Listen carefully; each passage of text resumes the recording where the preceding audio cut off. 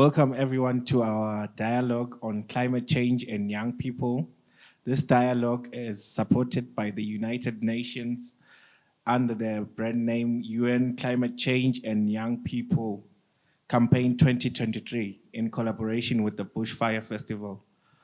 We'd like to thank our sponsors, the United Nations, and through their different partners, UNICEF, UNDP, and WFP. Thank you very much for having us in the space. Would also like to thank the Bushfire organizing team for bringing us here and for providing us with the platform. I'm not alone. My name is Rodney Carval. I'm with my team, the young people from Eswatini. They are part of the Climate Change Youth Parliament, an initiative started by the Ministry of Tourism and Environmental Affairs and supported by the United Nations.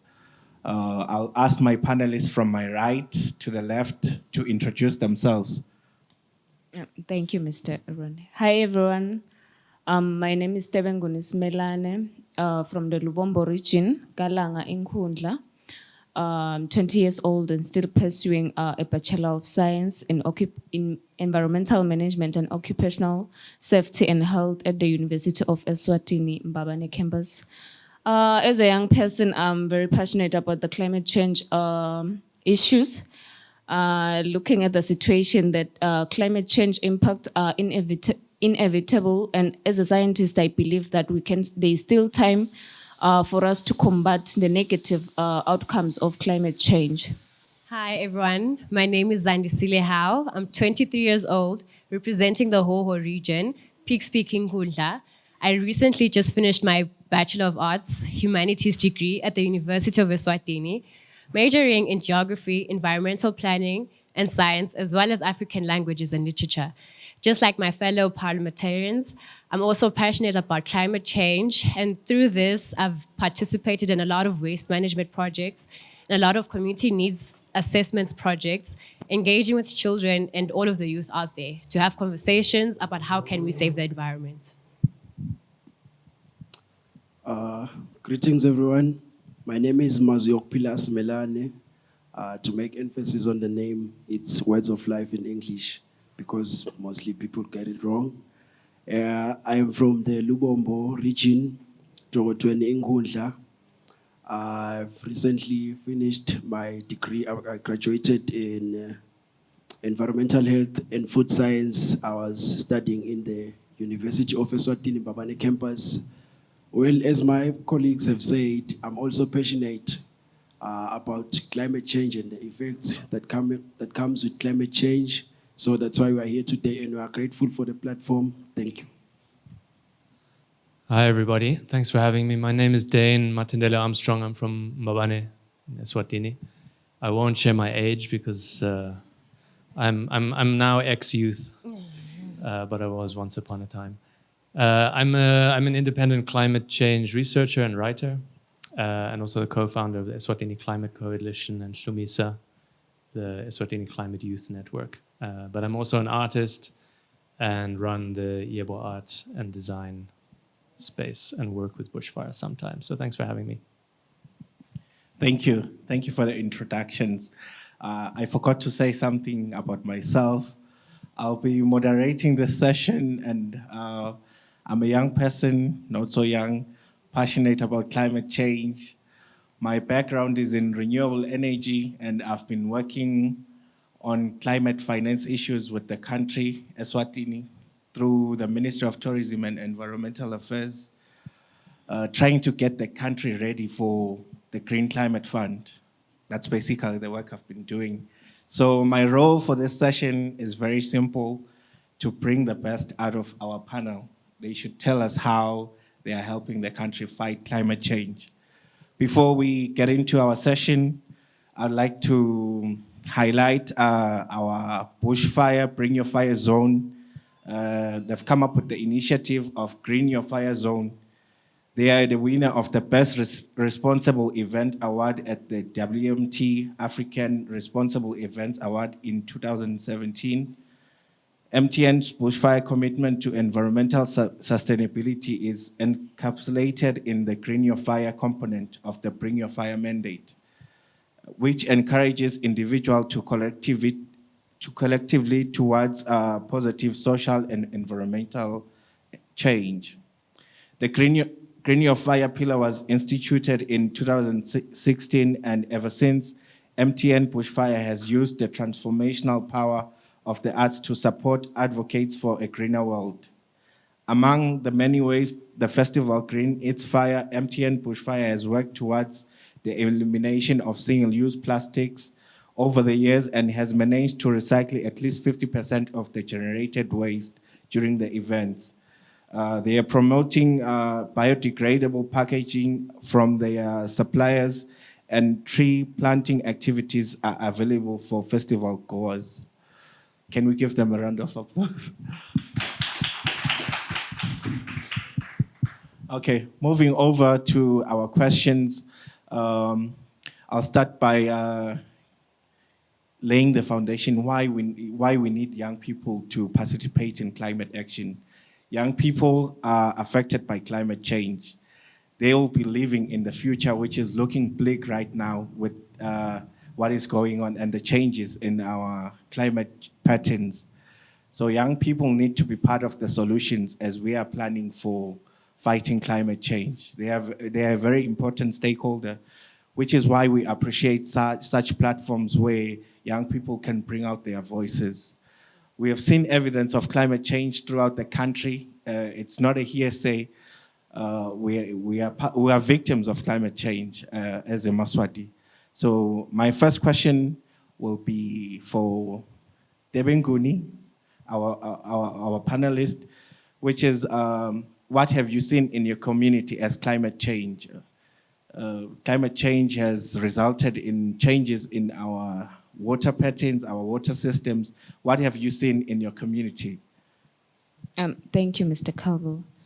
Well, due to the effect of climate change, the country is experiencing the frequency of erratic heavy storms and floods episodes, as evidenced by the recent tropical cyclone Eloise in January 2021.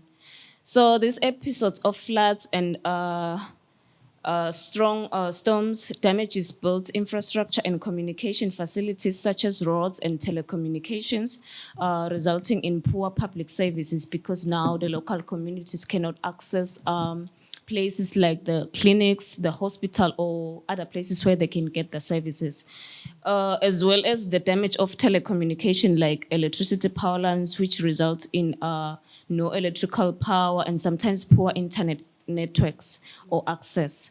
Also, floods fills up mountainous streams, rivers, and dams, and the rise in water levels result in flooding of the low-lying lands that is down the stream, and this includes the poorly built or rather informal human settlement, leaving most of people homeless.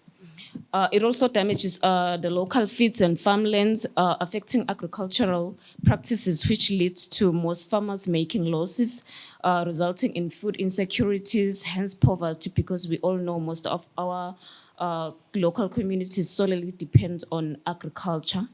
Floods also destroy or result in habitat loss of fauna and flora species, and this not only jeopardizes the survival of individual species, but it also destabilizes the complex interactions between these organisms like their food chain, and undermines the ability of ecosystem to function effectively as a whole. Also, now the local communities also fear that most of these endangered species will decline and go extinct as time goes on, as we keep on experiencing these erratic episodes of floods.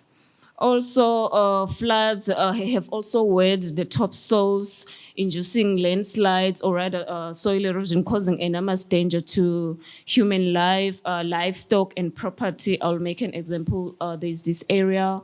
It's the Sikwe sector. There's this deserted area where there is evidence of landslides or rather big dongas that way as a result of the wearing away of the topsoils.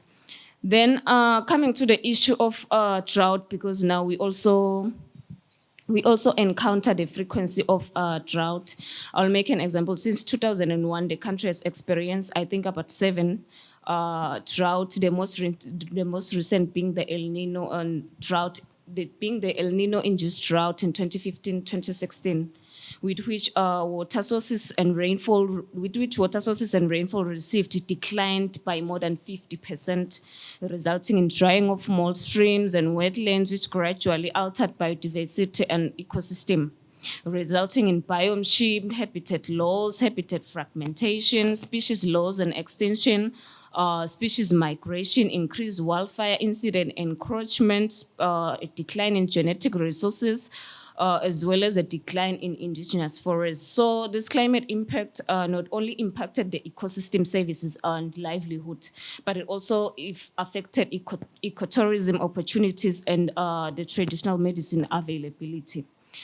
Furthermore, scientific evidence also showed an increase in prevalence of vector-borne and waterborne diseases due to the reduction in water quality. Now we're talking about the infestation of the Anopheles mosquito, which was evident in the Middelveld, but mostly in the Lowveld, for example, it's Big Bend. This also attributed to poor hygiene and sanitation practices. Now we're talking about young girls and their mothers who needed water mostly for domestic uses, as well as young boys who look after livestock who had to travel long distances in order to access clean water. And so the youth at large and young children had to bear the burden of walking miles each day to find water in unprotected streams and ponds, hence sickness and the time lost fetching it robbed the entire communities of their futures. Lastly, evidence reveals that the country has experienced shift in planting season, as well as frequent and unfavorable incidences of food insecurity that were largely attributed to drought and extended dry spells. So these extended dry spells caused the cessation of crop growth at critical stages, which led to a serious shortfall in crop production, especially maize, which is our staple food here at Eswatini. So for me, for a country like Eswatini, where about 75% of our rural population depends solely on subsistence farming, so this was really devastating. Thank you. Thank you, Tebenguni. That was very great. You've touched on the issues of drought impacting our people, impacting their health and their livelihoods as subsistence farmers. So we really need to take some action to fight climate change. So I'll move over to Zandisile. You've also touched on the issue of how taking care of our ecosystems can benefit our people. So if you take care of our ecosystems, they'll take care of us. Zandisile, I'll move over to you. How do you think we can keep our ecosystems healthy so that they can assist us with our food systems and water systems? I'd like to agree with your statement that indeed, when you take care of the ecosystem, it'll take care of you back. So it's very important that I think the youth use their formal education and informal education to come up with ways that we can combat invasive species and also help keep our water systems clean, and also just take that indigenous knowledge from our elders and also the modern knowledge we learn at school. I think that's what gives us the advantage to be able to fight climate change, to be able to come up with smarter solutions, and just try to be somehow 2 steps ahead of it. Because when we encourage the tree planting, just as the Eswatini Environmental Authority has launched, I think each one of us should take the responsibility and should at least plant 1 tree, because then that's the mission that we're on, to have 1.2 million trees, I think, in the country. And the more carbon sinks that we have, the more we can lessen the the greenhouse emissions into the atmosphere. So the more trees we can have, the cleaner the air will be. That will make sure that we have healthier people and the cleaner water systems that we have. So it's very important that youth participates. And I believe we can have so much power because the population of Eswatini is very youthful. So each one of us can make a meaningful and impactful change in the country. Thank you very much, Zandisile. You are spot on right there. All these actions that our panelists are talking about are part of our nationally determined contributions to the NDC. So young people can contribute to the implementation of the NDC, which is very important for us to achieve our climate goals as a country. I would like to move over to the issue of energy in the country. We are a country that is depending on South Africa for its energy supply. I think statistics are at around 80% of our energy demand is supplied by South Africa, which puts us in a tight position as a country, since South Africa is also experiencing load shedding and their supply side is not so good. So renewable energy has been prioritized as our NDC, and it's a solution to solving our energy crisis in the country and ensuring our energy security. I would like to ask you, Mazw'okuphila, how do you think young people can participate or can enhance implementation of our NDC actions, which are linked to the just energy transition? Thank you, Mr. Rodney. As my colleagues have introduced the topic as a whole, firstly, before I continue with the energy, I'd like to touch on that our approach as the CCYP is the Nexus Wave approach, which incapacitates taking water, food, ecosystems, and energy as a whole, because these things cannot be treated individually, because the other affects the next. So our approach is in that direction. Now, when it comes to energy, as we all know, the energy that we've been using has been contributing mostly to climate change as we have it today. So hence the introduction of renewable energy. Now, our NDCs that have been recently submitted, I will just highlight on the renewable energies we are going to use. Firstly, it's solar energy, which we aim to produce about 55 megawatts. There is hydro energy, which aim to produce about 80 megawatts. And then there's biomass, which aims to produce about 95, which will take us to a total of 230 from renewable energy. Now, renewable energy will help us in reducing the GHG emissions to the atmosphere. When you talk about solar energy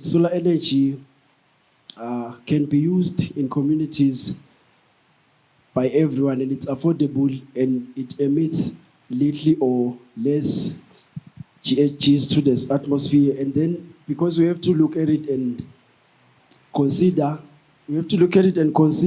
feasible ideas, and not be really idealistic, but consider realistic ideas that can be implemented by the youth, which is solar energy, hydro, which we've already been using, and then there's biomass, which will also help us in reducing the HGG emission. Thank you, Mr. Rod. Thank you, Mazw'okuphila.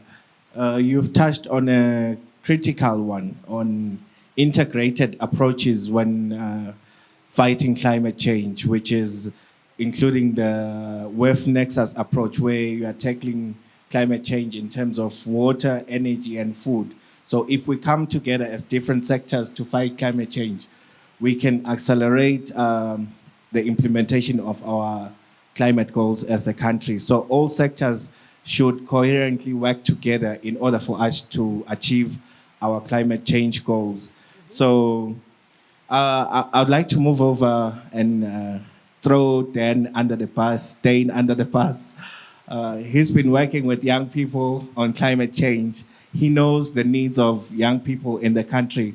So Dane, in your own opinion, what do you think is needed to support young people to meaningfully participate in climate change action in Eswatini?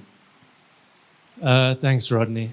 It seems like an easy question, but it's very difficult. I think what we've ended up prioritizing, and what a lot of people prioritize, is to sensitize and raise awareness, and that is really important, but what happens after that once people know? And actually what we found out over the last 7 or so years of reaching out to young people at primary school, at high school, university, young professionals, that people already know a lot. You think you're coming there to teach people something new, but people are already engaging with information in very new and exciting ways and are very aware of climate change.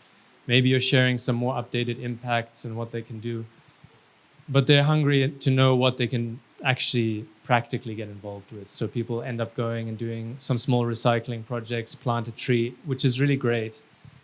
But the reality that we're facing in Eswatini is that climate change is coming whether we like it or not. And even if we went completely carbon neutral, we're not going to have an impact on the planet, unfortunately. Our best defense is to be aware and to take actions to adapt. And when it comes to capacitating young people or helping them get somewhere, the main essence is to not come at it from a climate change perspective, but come at it from a sort of human perspective. Young people in Eswatini are really struggling to put food on the table, to get money to finish school, to deal with their mental and emotional health, to know what to do once they have a degree. Unemployment is huge. There are so many pressures that everybody is dealing with, which, when you combine them all together, means that people are going to be worse affected by climate change. So it's not about teaching them about climate change and teaching them how to recycle and plant trees. That's the easy part. We should do that.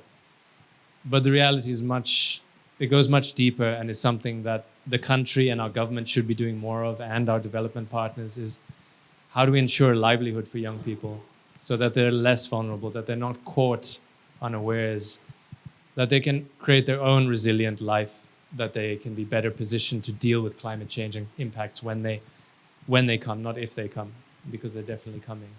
So how do we ensure that people can finish school, that we finish these programs of free education, that we allow people to go through all stages of education, that there are jobs waiting, that there's a more diverse job market, that people are capacitated to enter it locally, regionally, internationally, that we have institutions that help people deal with their mental and emotional health, people living with disabilities. Like, there are huge gaps in all of these things, and unless we fix them, we can sensitize people about climate change as much as we want, but they're going to be left at the end of the day saying, okay, I know now, so what? What can I do about this?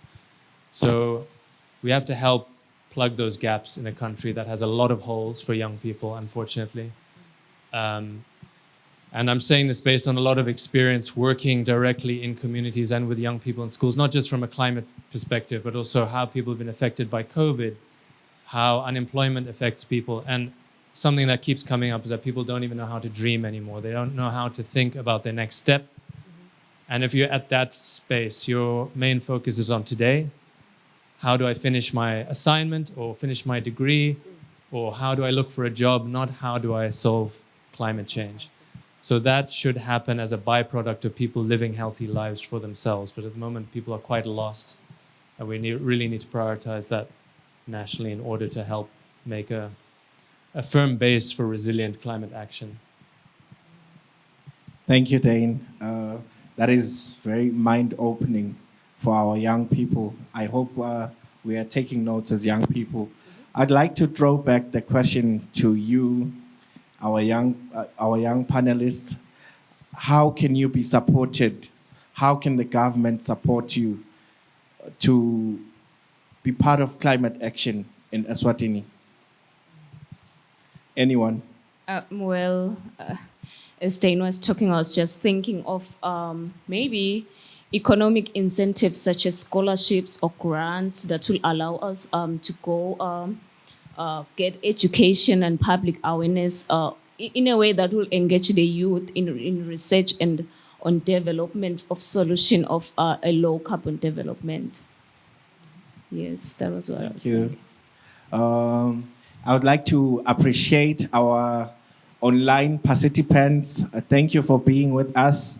We've got a comment on Twitter from Melusi Simelane. He says, I'm very proud of the work the UN Eswatini, in partnership with MTN Bushfire, is raising attention on the climate emergency to work to the works and Eswatini. The UN partnership with the Bushfire Festival is meant to highlight the hashtag UN75 and beyond.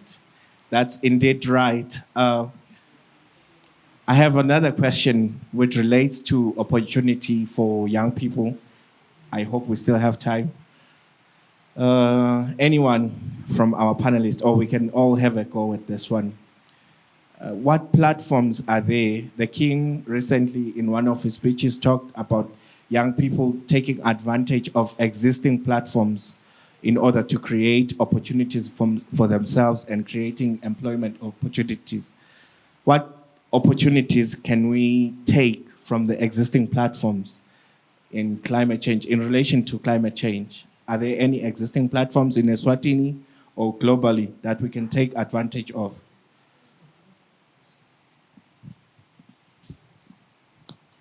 Well, thank you, Mr. Rodney, for bringing such. As I was looking and researching, making research on the renewable energy, I was looking at what other countries are doing when it comes to the renewable energy. So I am thinking, as the youth, especially my current youth parliament, we can have maybe a project, because this is already an opportunity for us. We can have a project whereby we submit it to the government and then they support us financially.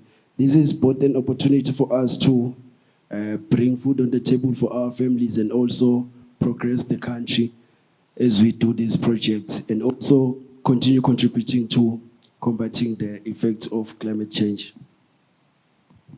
Yes, indeed, that's right. Dane? I mean, maybe I'll be a bit controversial and say I think there are enough platforms. We don't need necessarily more. People need more capacity and belief in themselves to engage with them. The education system in Eswatini is by and large flawed, verging on broken for most people. I had the privilege of going to a good primary school, a good high school in this country. Most do not. And the level of education that people are going through is really not satisfactory in this day and age. And it's creating young learners that don't know where to go. And we're still stuck in an old system of quite broken way of thinking about what jobs there are, what kind of market there is. And that needs to change. You know, and you might think of that as a platform, but we need to start transforming things from both ends so that young people know that they have a lot more options to study. There are so many things to get involved with, but unfortunately the jobs market here needs to catch up as well. Otherwise, people might capacitate themselves and make use of these platforms, but Eswatini will lose them because there's nothing to keep them here. So it's a double-edged sword. You want people to make the most of the platforms, but the country needs to keep up in also ensuring that those platforms lead somewhere once you make the most of them. Ladies, do you want to add on this one? Just 1 minute. All right. I think what I'd like to add is the platforms such as the Youth Empowerment Fund, also the Science Technology Park, they're offering young people to be more better in coming up with business proposals so we can come up with climate smart businesses and smart innovations. I think the government has some supplements that can help us, but I think we should also be more involved in crowdfunding, the sources that we can apply to. I think platforms such as UNICEF, UNDP, they always are willing to help the youth.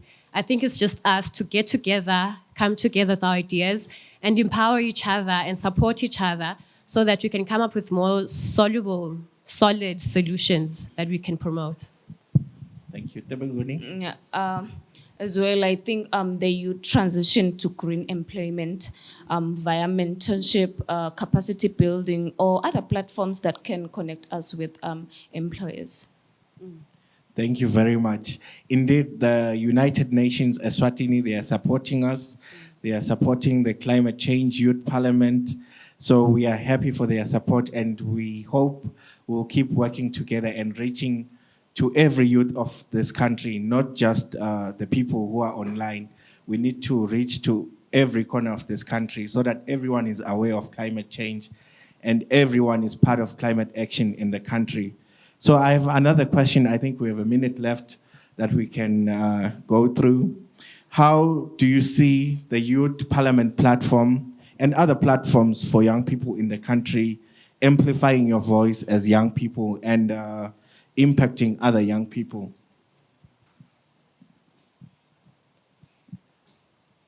Who wants to have a go at this one? Or we open it up to the floor?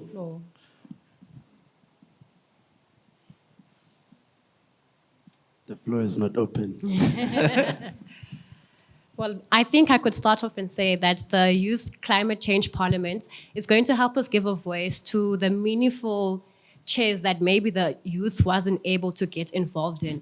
We can be able now to talk to the higher people in government, and we can also be the very same people who can talk to the people on the ground. I think we can have that advantage of being the middleman to have been able to see both sides of the world so that we can make meaningful contributions to the policies that will be made, to the empowerment opportunities. I think when we hear from the top, we can easily spread the word to the bottom. So I think we're very grateful to the Eswatini Tourism Ministry, the United Nations, and I think that's one of the things climate change forces us to do. We all need to come together beyond the country, beyond the continents, to help empower each other with technologies and education and information. It doesn't mean we should all stay in one place. Thank you very much. We do not have enough time. We could go on and on and on, but I'd like to bring this session to an end and thank our panelists. Thank you very much. You've opened our minds on issues of climate change, and indeed our future of the country is in great hands. Thank you. Thank you.